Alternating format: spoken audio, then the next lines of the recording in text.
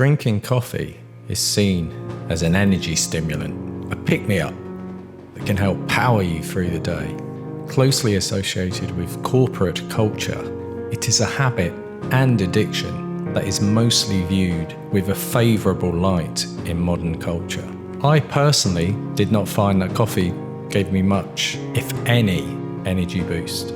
I drank it mostly because I loved the taste, the whole ritual around its consumption, especially when drunk with others. I used to always like a cake with my coffee as well, but that was knocked on the head when I gave up sugar. What I did notice, as I'm sure many other people have noticed, is that if I did happen to miss drinking coffee, even for one day, the next day I would have an enormous headache.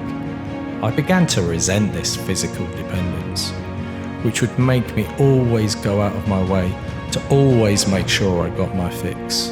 What led me to my decision to quit was on a day when I was out with my son. We had to go out of our way just so I could get my dose at a coffee shop. I explained to him I had to get it or I would have a headache the next day, and he just flat out said, "Well, why don't you just quit?" He's not normally so abrupt, so he took me aback and made me think, yeah, why don't I just quit? As I said, I really did enjoy the taste and the ritual of it. So that evening, I set about doing some thorough research into its effects and came across some research that made me decide to quit immediately. A scientific study carried out in South Korea, which I'll link in the description, found something shocking.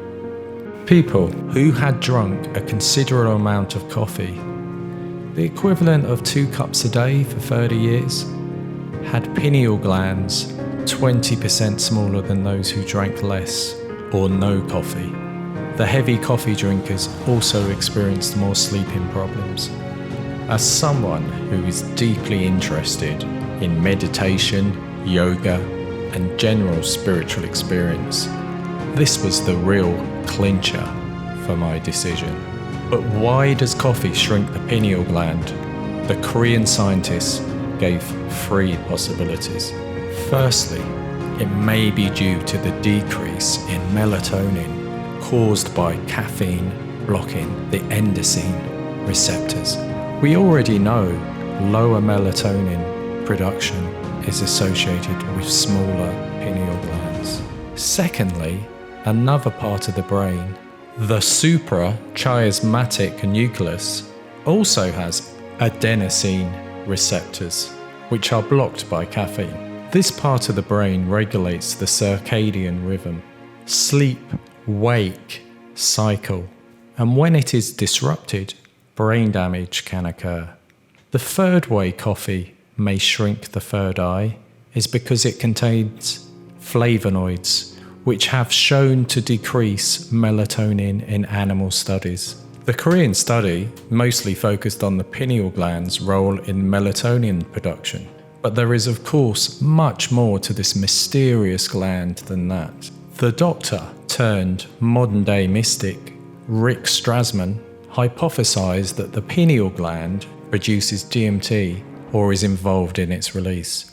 He further believed that when a person dies, a huge release of DMT occurs that helps facilitate the soul's journey.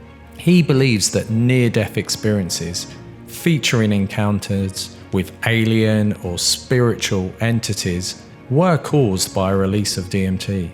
There has been some evidence to back this up, as DMT has been found in the pineal gland. With its interaction with the pituitary gland, the pineal gland is also associated with the processes of growth hormone production that can have huge effects on consciousness and physicality. A famous case where you can see the effect of the pituitary gland on growth hormone is with Tony Robbins, who had a tumour on his pituitary gland that is believed led to his giantism. Tony Robbins is a famous case of being a non-coffee drinker and caffeine-free. The pineal gland, alongside the pituitary gland, is also involved in regulating hormones involved in reproduction, as melatonin blocks the secretion of gonadotropins. These hormones aid in the proper development and functioning of the ovaries and testes. Further research into the effects of coffee compounded my decision. Blood pressure can go up significantly after caffeine use because it seems to block a hormone our bodies produce to keep our arteries wide open. When caffeine makes the blood vessels in our bodies narrower, this leaves less room for blood flow, which in turn raises blood pressure.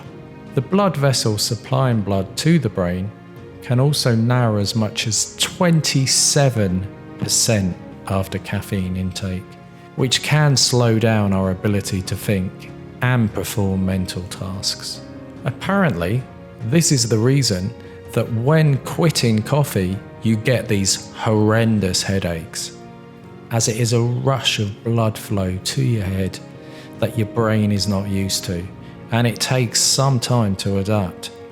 Our blood vessels evolved to be of a certain width, and our brain evolved to require a certain blood flow.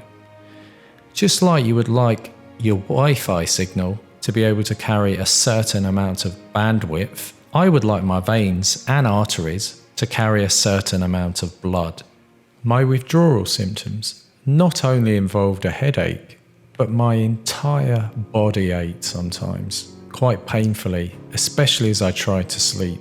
The worst was over after a week, but I was aware of my body adapting to its coffeeless existence for some time after. I like to go wild swimming, which sometimes involves plunging into cold water, and I found that my extremities like fingers and toes can get really painful from the cold. This has improved after quitting coffee and improved blood flow. Some studies have countered my belief that coffee aids in the circulation to the extremities like hands and feet, based on the idea that although less blood is able to flow, the increased blood pressure due to the narrower blood vessel aids in circulation. High blood pressure, of course, can damage your health in many ways. It can seriously hurt important organs like your heart, brain, kidneys, and eyes. It is interesting to look at the reports of psychics in relation to coffee consumption. While many see it as detrimental to their abilities, some view it in a positive light, enabling them better able to focus. This could be understood when considering that the third eye gazes into the infinite, and some can get lost in the possibilities. Like a horse wearing blinkers, the reduced vision into the infinite can better enable some to focus. This can be reflected in the teachings of Rudolf Steiner, the famous Austrian esotericist, who noted that coffee can aid in making logical connections and in sticking to one thought. He believed the eventual cost of this was the weakening of our inner forces. There has been a lot of discussion that fluoride, found in our toothpaste and sometimes our pharmaceutical drugs and water, is detrimental to the third eye because it calcifies the pineal gland. There has been less publicity for the pineal shrinking properties of coffee. It is no wonder coffee has been so promoted by state, corporate, and pharmaceutical forces. A population bereft of intuition, imagination, and psychic facilities is far easier to control.